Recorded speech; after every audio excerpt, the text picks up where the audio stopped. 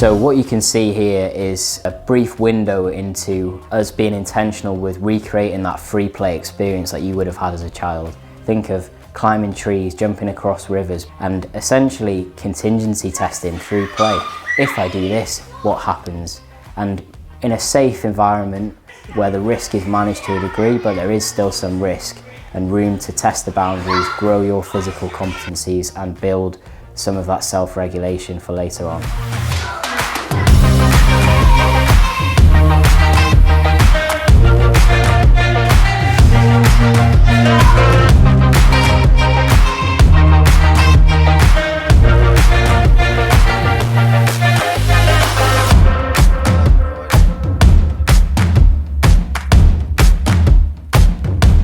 So the second video sees another layer added to our introduction to contact skills. Sock wrestling, real simple basic approach, allowing students to feel a distraction, should we say, in terms of sock whilst being physical with another player. Really good for use in warm-ups, a good way to send the attention to a different focal point instead of the contact itself. You can use anything. It can be take the shoe off, put the shoe back on. It could be layered up.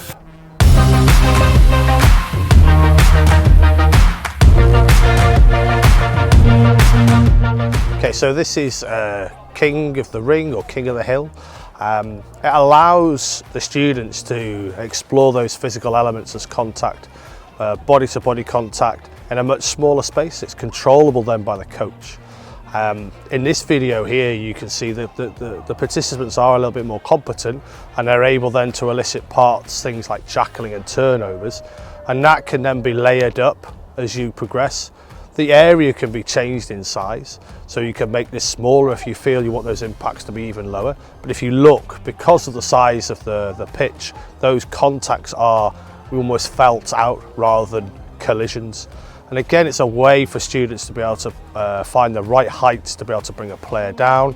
We want to make sure that players are skillful and find ways to solve problems that aren't always just a collision and a tackle that ends up with a player on the floor, that we can close distances between a player and elicit an opportunity to rip or hold the player up. And then if they have hit the floor, that they're intelligent enough, because these have been laid up through these games, for turnovers to occur.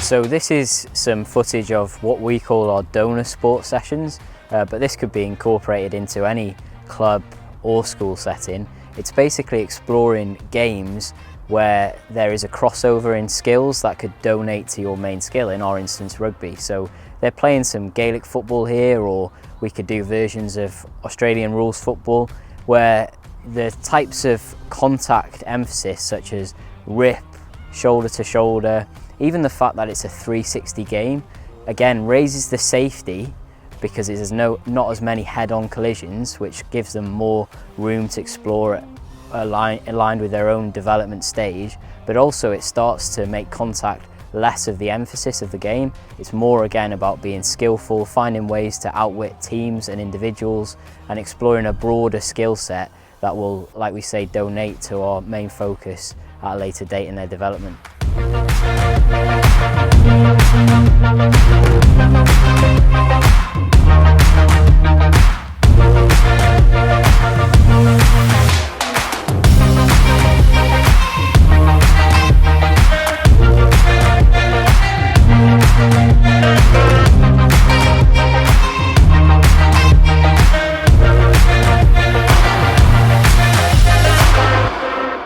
So this is the final section. It's the game situation.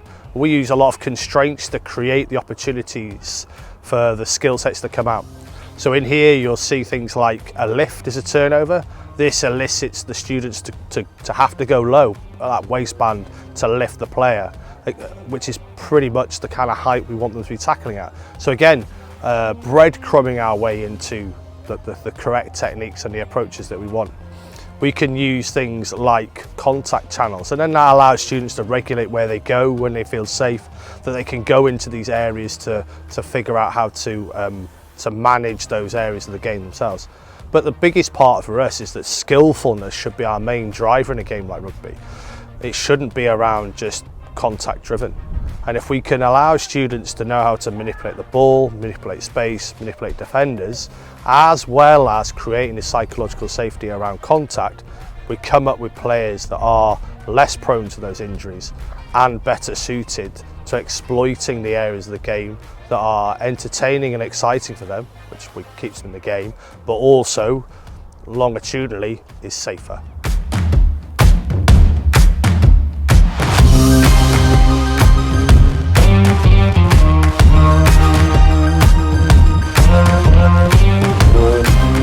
Final statements really are that the introduction of contact isn't a definitive drill or a silver bullet, but it's more a layer of concepts and ideas. Are your kids or players physically prepared and capable of doing the things you want them to? If not, you can use some of the ideas that we've kind of dropped in. Next, is there a psychological safety around being able to manage themselves in physical situations and also in conjunction with others? So those things like the wrestling, the king of the rings, the sock wrestling, those kind of low stakes areas allows children to bring up a belief in themselves to manage those areas. And then finally, when we're playing games, they don't have to be completely representative. It doesn't have to be rugby, head-on-head codified. We can start off with ideas around GAA, introducing contact shoulder to shoulder, and then those games can slowly morph with contact zones into lifts, etc., to create turnovers and part of the intrinsic part of the rules. So this introduction to contact doesn't have to be quick. It can be slight, it can be slow, it can be subtle, and also it needs to be geared and paced for those around you. But with these approaches, we're able to have more kids more often participating and hopefully then continuing in the game of rugby union. If anybody wants to get in touch with us and pick up on these ideas, we're always happy for a Zoom or a Teams. We'll drop our social media tags at the bottom if you want to get in touch. But this has really been around creating a conversation. Hopefully it's been of some support and use to coaches and teachers as well. And we hopefully speak to you very soon. Cheers.